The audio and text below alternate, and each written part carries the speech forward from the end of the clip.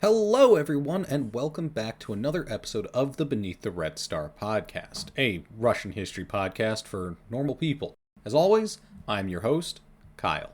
And today, I'm making up to both you, the viewer, and to me, the writer and reader, for the previous two episodes, that while I think understanding the Pale Settlement is incredibly useful for a number of reasons, not the least of which to just simply understand the history of Russia, it's a real fucking bummer. And a general drag, because believe it or not, discussing that kind of cultural trauma is not really fun for me, and I don't think it's really fun for anyone. Certainly not anyone who I'm particularly interested in associating with, anyhow. So, here we are. This is going to be a bit of a palate cleanser. And what else to cleanse your palate than a little bit of coffee, right? Wrong. Fuck coffee. I hate coffee. It's bitter, it's gross, and it's certainly not very Russian. But there is something that goes with coffee that is pretty damn Russian. And incredibly Jewish for that matter as well. And that would be everyone's favorite ring-shaped bread ball. The bagel. If you thought donut, it's a good guess, but no. I have no idea where those come from, and I have no intention of finding out. But I do know where bagels come from. Or, well, sorta. Kinda. Okay, not really. Bagels are ancient. Well, ancient if you count like 800 years ago as ancient. But either way, they're really fucking old. But this does bring up a very interesting issue. We have discussed in the past about how foods can have multiple different supposed points of origin. Like how vodka may be Polish or it may be Russian, and no one is exactly sure, but a lot of people like to repeat whatever is most convenient for them, or that proves whatever point they're trying to make at the time. Bagels, of course, are no different. Bagels have a number of different start points that could be argued in a number of different places and at a number of different times throughout history. But to make things a little bit more confusing and difficult, there are a number of different bread products from around the world that could be pretty convincingly argued to be the predecessor of the mighty bagel. Unlike vodka, where it's pretty clear that one day, people started freezing their wheat juices outside and bada boom bada bing, you get Smirnoff. That one's a little bit simpler. So, to start, we need to define what a bagel is. And who better to give that definition than me? A Jewish guy from San Antonio sitting much closer to Mexico than New York, Chicago, Warsaw, Odessa, Jerusalem, Damascus, Moscow, or any of the other ancient bagel homelands. And so, the way I define a bagel is seriously influenced by the way my father defines a bagel, in which the core facet that separates a bagel from any other circular bread product is that it is boiled. As the saying goes, if it ain't boiled, it's just a roll with a hole. And then, other than that, it's pretty straightforward. A traditional bagel is a circular bread thing that is handheld with a tough exterior and a dense, soft interior. So, there you have it. Those are our criteria. And now, my job is to both tell you the story of the bagel, and Russia's unique claim to the bread dish, and to argue what is or isn't a proper bagel from these bread items that I have been researching. So, let's meet our contestants. First and foremost, I bring you all to the traditional story of the bagel. It's the 17th century, and the Polish government is being mean to the Jews.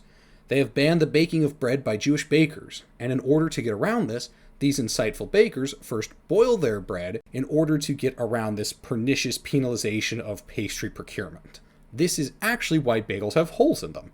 It's to make sure that all of the sides of the bagel boil evenly. And this boiling is where the bagel gets its tough exterior and its glossy shine. From there, the rest is history. The bagel quickly becomes a fan favorite of the Polish Jewish community and then spreads eastward once the Russian Empire comes and slurps up Poland, like we discussed in the previous two episodes. These original bagels were originally descended from a German circular bread dish that was called in Polish, oh dear, here we go, obwarzanek? These are basically giant bagels. They were designed for multiple servings or to be shared amongst multiple people. And this is why I don't really see them as bagels, they're too big. The Jews then reduced the size of these massive bagels because, holy cow. And then they started selling them to their Christian neighbors? Wait a second, that doesn't sound right. If these were so public, then wouldn't the Polish government have known about this whole bagel loophole? Well, yes. The Polish government did know. That's because I lied to you. You've been deceived. It is, in fact, a common myth that the bagel started off as a way to get through Polish bread restrictions on Jewish bakers, but actually, that seems to not quite be the case. There is some pretty good proof that bagels existed before the 1600s in Poland, and that they were very common and were commonly purchased by Christians from non-Jews in order to deal with a different set of rules. Instead of the Jews trying to defy the laws of the Polish government, bagels were an important part of the Christian community's attempts to stay within the rules of Lent. In Catholicism at this time, you weren't allowed to eat rich foods during Lent, and instead, you could only eat simple, basic non-rich foods, in which case bagels are perfect. The bagel was and is a very simple thing with only a few ingredients, those being flour, water, yeast, salt, and malt syrup. So, these were well within the parameters set by the church of what someone could eat during Lent. As such, the Jews became quite popular during Lent as they doled out their mini obwarzenniki to the Catholic neighbors. And seemingly, this is where the obwarzennek shrunk down. And geez, why did I write that so many times? So this is where those things shrunk down, so that it would be easier for bakers to peddle their wares outside of the Jewish quarter to the hungry, rich food-deprived Lent observers. And with that, we get the traditional story of the bagel. Here there are two major things of note. One, what a bagel is made of. Flour, water, yeast, salt, malt syrup. Keep that in mind, it will come up a little bit later. The bagel is a simple boiled bread product made of yeasted, that's the important part, yeasted dough. And this is where bagels come from. This is where the word bagel is derived from. It's not necessarily maybe where the concept of a bagel comes from, but this is where the term and our modern, particularly European, kind of Eastern European to the West, understanding of what a bagel is. But now we're going to talk about other bread products, not called bagels, that arguably could stake a claim for the title of original bagel. So now let's look to the East. We have left Poland behind on our Bagel Grand World Tour, and now we're in the western parts of Russia and the eastern parts of Ukraine. Cooking in the ovens of the European steppe was something that the Poles likely would have been pretty familiar with. This would be the kalach. The kalach, not kolache, that's an entirely different pastry altogether, and not a kalash, as that is a Russian slang term for the Kalashnikov assault rifle, which I assure you did not exist in the 1300s, and you can't eat, is a very old product. The kalach is from around the 1300s, at least that's the first time it was referenced in writing, but likely it's quite a bit older than that. These are circular pastries, roughly the size of a bagel, but they don't really look like a bagel. Where the bagel is fairly uniform all the way around, the kalach is basically like a big bread blob with a little bread handle that connects the ends of said blob. And actually, the little handle thing, well, that's exactly what it is. The handle part was for grabbing the kalach when selling and as a way of handling the kalach without touching the part that you ate, that being the bread blob. And generally, people would not eat the handles at all. This was considered a pretty serious sign of poverty and desperation if you are out there eating the handles of kolaches. But now, these little bread rings have, just like everything else, a very hotly debated origin within a number of different cultures claiming to be the progenitors of the kalach. But there is no one city on Earth that is known for the kalach quite like Moscow. In the 19th century, the Filipov bakery baked kolaches for everyone from Moscow locals to the Tsar in St. Petersburg, to even exporting kolaches as far as Paris. But even within Russia, Moscow did not have a monopoly to the kalach. The town of Kolomna which is on the outskirts of Moscow, might even give Moscow a run for its money on being the kolache capital of the planet. Where Moscow kolaches were known for their plain, savory flavors, Kolomna didn't give a flying fuck about any of that stodgy, uptight Muscovite bullshit, and they went ahead and made kolaches that were sweet and spiced, oftentimes with fruit being added into the kolache, which would then be served with syrups or jams. And wouldn't you know it, Mr. Filipov wasn't the only one sending kolaches to the Tsar. Kolomna was and still is a major hotspot for kolaches, which can be attested to by the Kolache Museum that is located in Kolomna, not Moscow. And then, never one that should be forgotten, there is the Siberian kolache, where the Muscovite kolache is savory and kind of simple, and the Kolomna kolache is sweet. The Siberian kolache is a whole damned meal. The Siberian kolache is known for two things. One, they use a mixture of rye and wheat flour. And two, they were often stuffed with meats and veggies. But this discussion of ingredients does raise the specter of what is normally in a kolache. Kolaches, like bagels, are pretty simple in their construction. They're just made of flour, salt, water, and a sourdough starter. But there's one thing that is missing, one incredibly important thing that is missing from the construction of a kolache. And that is, there's no water. These suckers aren't boiled. So, oof. Yeah. That's not a bagel. Not even close. But they are important to discuss because they're older than the bagel, and there are certain bagel-like aspects here, so you could argue that the kolache is a proto-bagel, or maybe that the kolache influenced the creation of the bagel. Maybe. I don't know. But for our purposes today, no fucking way. If it ain't boiled, it ain't a bagel. Next, out of not Russia, but rather Belarus, is the baranka. Though there is some debate, of course, as to whether or not the baranka is Russian, Polish, Belarusian, Ukrainian, you get it. Fuck them all. I'm going to give this one to Belarus, because there is documentation talking about them being from Belarus, and besides, everything can't be from Poland or Russia. Baranki are not nearly as old as kolaches, but they are from around the same time as the bagel. The first time that baranki were referenced was in 1665, which is about 150 years later than the first Polish reference of the bagel. But these were both incredibly common foods, and there is a thing that happens in history where common stuff doesn't always get written down because it's common. So it is pretty easy to argue that likely the baranki existed for quite a while. It's impossible to know exactly how long, but for a while before they were first ever written down. So there's potentially an argument to be made here that the baranka, whether or not it came first, is at least from a similar time period as when the bagel was from.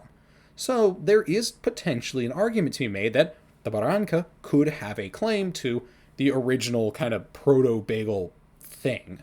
What's really neat about the baranka is that it quickly became a central part of the diet of Russian imperial citizens and even became a major player in the diets of citizens of the Soviet Union hundreds of years later.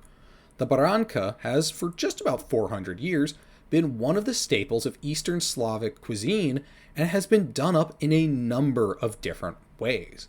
Commonly, baranki would be served either spiced or plain, but would oftentimes be eaten with fruit jellies.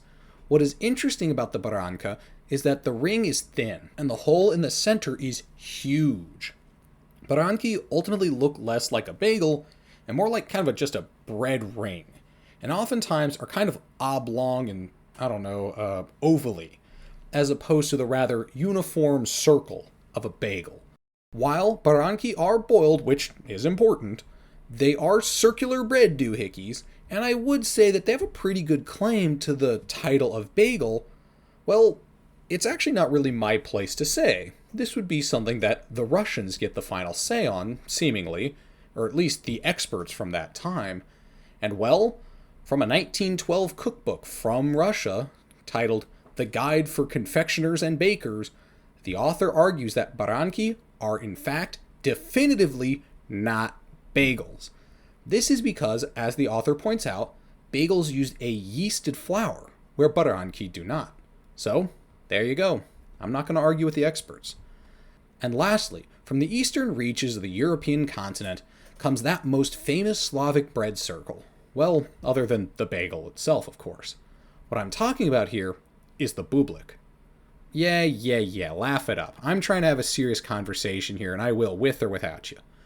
Bubliki are interesting and technically don't really deserve a place on this list because they are quite a bit older than any of the other dishes that we have already discussed. Bubliki are from the 1700s, so yeah, at least 50 years older than the baranka and 150 years older than the bagel. But it would be impossible to talk about the bagel without discussing the bublik. Bubliki are kind of like a response to the baranki. Bubliki are from Ukraine. In particular, they're known for being from the city of Odessa. Bubliki look a lot like bagels. They're much more circular and uniform and puffy than a baranka. In fact, the term bublik actually comes from the fact that they are thicker than baranki. The term bublik comes from the word bublitsa, which means to swell.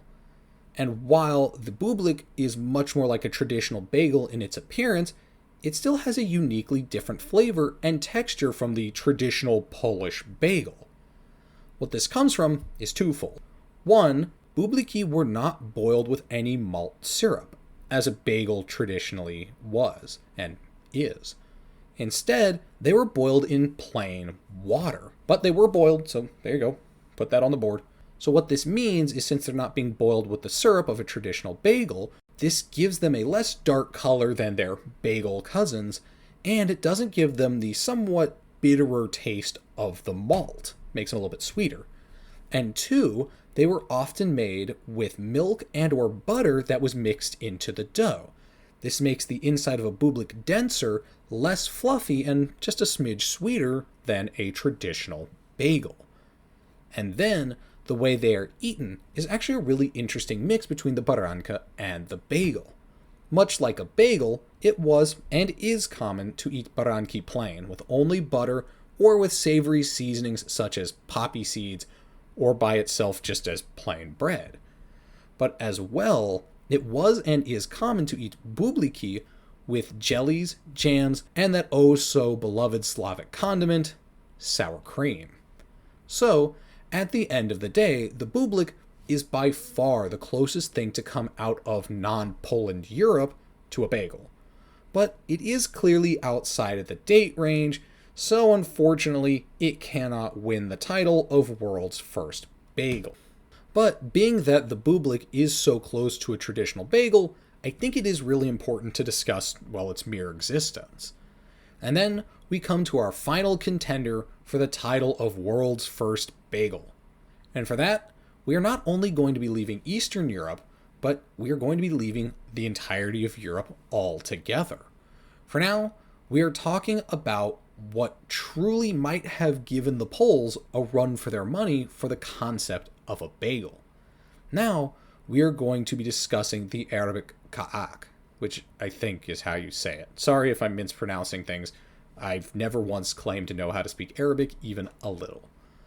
I'm not as well versed on the ka'ak as I am with the other bagel alikes, so unfortunately, this part is going to be a little bit shorter. But no discussion of the bagel can be complete without it. The ka'ak is like a baranka in its size and its shape. It's a more ovally and bread ringy kind of thing as opposed to the puffy circle of a bagel or a bublik. But it is a boiled bread ring that, and this is important to point out, dates back to about the 10th century at least. So that means we have a pretty good contender for the first bagel, considering that this dates back to at least the 900s, and the bagel itself is thought to have popped up in Poland in the early 1500s, which actually matches up with a timeline that some bagel experts have laid out in which the ka'ak came to Europe through Italy in about the 1500s. So maybe they showed up in the Middle East, came up Italy, and then into Poland. And you know what? Those dates kind of check out. So here's the rundown. We have bagels, kolaches, baranki, bubliki, and kaak. So, first round elimination, the bublik. The bublik is far too new. It meets all of the other criteria, but that's likely because it was copying the already pre-existing bagel, so It's hard to argue that it was influencing the bagel when it seems pretty clear that the bagel was basically what it was founded on. The next contender to go is the kolache. The kolache isn't even boiled, so I'm just not even going to say anything. I'm going to save my breath on that one. Then things start to get a little bit more difficult for me.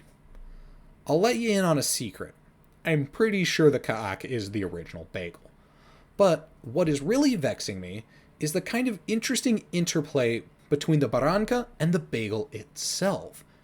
They are pretty similar in a lot of ways, other than their shapes. They have a lot of the same ingredients, they look very similar, and I completely forgot that the guide for confectioners and bakers say they're not bagels, so there you have it. Again, I'm not arguing with the experts. I'm not going to argue with a century-old cookbook. That seems like it would be bad form. So there you have it. I guess third round elimination is the baranka, and then the bagel, and last, we have the kaak. So there you go. The kaak is, to me anyways, a pretty clear winner of the #1 bagel award, with the bagel itself coming in as a pretty solid second. But really, what came first isn't actually important at all. Looks like I just wasted all your time. Sorry. It's kind of fun and it's interesting to talk about who may have done it first and all of that, but what I really find interesting, much more interesting than kind of, first sees, is seeing how these different derivatives of the same concept clearly influenced one another and created the bready landscape we currently exist in. At the end of the day, it's really neat to think about how something as simple as boiled pieces of circular bread links together not just the Slavic world, but rather large parts of the entire world. And you can pretty easily see how these ideas have spread and evolved over time. And I haven't even talked about how bagels came to the United States and became kind of a whole separate thing there. And how even American bagels, particularly like American Jewish bagels, are still fairly different in comparison to their original traditional Polish counterparts. But that is well beyond the scope of this because those bagels come about in the mid to late 19th century. So they don't actually even get a spot in the argument because they're not a whole different thing. They're just a bagel. They are a different form of bagel, but they are just a bagel. But anyhow, I digress. But yeah, I just kind of think this is neat. And now you might be asking yourself, what the hell does any of this have to do with Russian history? Well, that's easy. Bagels are still a big thing in Russia and in the areas that were once Russia, and with the people who have fled from what was and is once and now Russia. As you have seen, Russia has no monopoly on the bagel, and it has no right to claim it as its solely own creation. But to the millions of people who descended from those who once lived in Russia, the bagel is something that kind of links us all together. And I like that. Especially since the last few episodes were all about division, hate, and violence. I like the idea of this simple thing, this little bread ring that brings together people from all over the world. People who have stayed in what was once Russia, what is Russia, those places, to people as far-flung as New York City, Chicago, San Antonio, Texas, the other Odessa. It's just kind of neat. They link them all together as the people from those areas, not just the Jews, but Russians, Poles, Ukrainians, Belarusians, whatever, have spread out quite a bit over the last couple hundred years. And with them, they have brought these different kinds of bread circles. And then, of course, to kind of wrap it all together, that's not even necessarily where it all started from. Rather, it started in the Middle East and how it got to what would one day be the Russian Empire and the Soviet Union and all those immigrants that would head out into the world. And, well, it links us all together. It links together people across a pretty wide swath of the planet, for not just in the sense of those people live in pretty large swaths of the planet, but that idea had already spread by the time those people set off, fairly far and wide, all the way from the Middle East to just about the Arctic Circle. So, I don't know. I think that's kind of neat. Though, talking of division, there is an important thing to point out here. I did say that maybe talking about American bagel culture is a little bit outside of the scope of this, but yeah, that was past me, and past me is stupid. So, yep, I'm coming for you, New York City.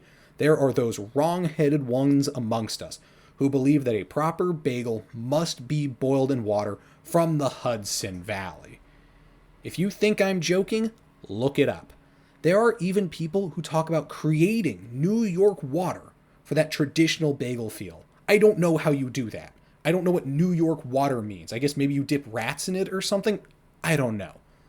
And if I have done anything today, I just want it to be that I prove that the people of New York, in fact, do not have a monopoly on bagels, and that people were boiling bread hundreds of years before anyone got a schmear within 1,000 miles of the Big Apple. So, there you go. Case closed. Thank you all for listening. I hope you enjoyed this one. I know I certainly did. I am personally a huge bagel fan, and there is an honestly surprising, truly shocking amount of literature on bagels, where they come from and their cultural impact. A lot of it focuses on the United States and on New York and Chicago, which I understand. The English language literature on these things, most of it comes from the US, and those are the centers of kind of bagel culture in the US. But even beyond that, there's a surprising amount of literature on just bagels in general and where they come from. So, it's kind of odd, honestly.